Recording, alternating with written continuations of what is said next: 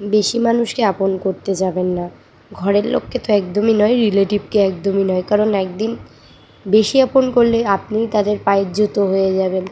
তো যাই হোক, এটা আমাদের একটা পুরনো ঘর।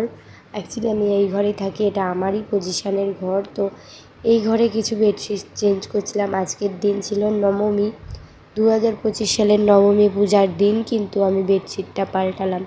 শরীর অতিরিক্ত খারাপ ওয়েদার চেঞ্জের কারণে। গলার ভয়েস শুনে তোমরা বুঝেই গেছো হয়তো।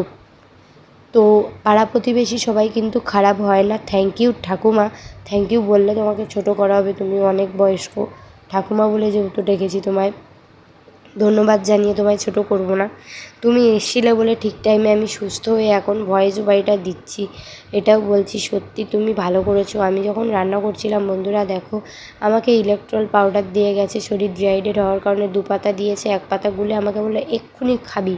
আমাকে দাঁড়িয়ে থাকে গুলালো, গুলিয়ে আমি খেয়েছি, তারপরে কিন্তু উনি গেছেন। সত্যি মানুষটা খুবই ভালো। আর এই দেখো রান্নাবান্না করতে করতে আমি কিন্তু গুলে নিয়েছি। আবারও একটু রান্নাটা দেখালাম, গুলছি, সেটাও তোমাদেরকে দেখাচ্ছি। আর আমার শরীর দেখে তোমরা বুঝতে পারবে যে আমার শরীরটা কী পরিমাণ খারাপ।